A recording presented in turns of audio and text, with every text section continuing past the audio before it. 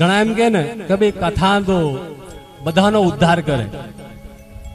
વાત તો સાચી છે, પણ અહીંયા બધા બેઠા ને એ બધાના મગજમાં કથા ઉતરતી નથી. કોકનામાં આખી આખી કથા ઉતરે, કોઈનામાં અડધી ઉતરે, તો કોઈનામાં પોણા ભાગની ઉતરે, કોઈનામાં.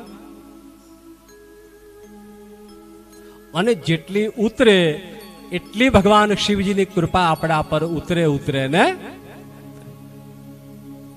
જેટલી કથા આપણામાં ઉતરે એટલી જ શિવ. ઘણા એમ કે હું કથામાં તો બહુ ગઈ પણ મારા પર શિવની કૃપા ન થઈ. હું શિવ કથામાં બેઠી, ભાઈ તમે કથામાં બેઠા એ મહત્વ નથી, પણ કથા તમારામાં બેઠી કે નહીં? પાડો તાલી. કેમ રહી ગયા પાછા? અમુક બેનો તાલી પાડી પાછા રહી ગયા.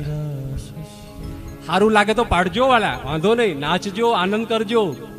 તમને સારું લાગે ને તો ઉભા થઈ જવાનું, મને પૂછવાનું નહીં.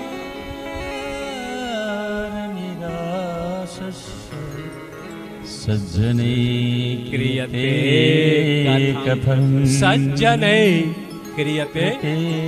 આ કથાના યજમાન કોણ બની શકે? કથાના યજમાન કોણ બની શકે? સજ્જનો હોય ને એ બની શકે. દુર્જનોનું કામ નથી. જેના મુખમાં રામનું નામ નથી એવા દુર્જનનું.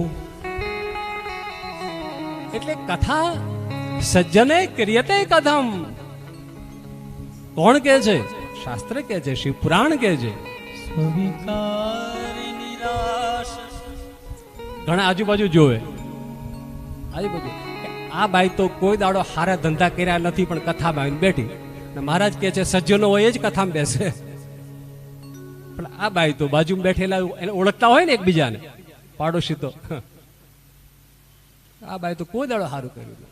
બેન તમે ચિંતા ન કરો, એ ભલે અત્યાર સુધી કામ ખરાબ કરતા પણ આજે કથામાં આવી ગયા છે ને, હવે એનામાં થોડોક સુધારો તો થશે ને થશે.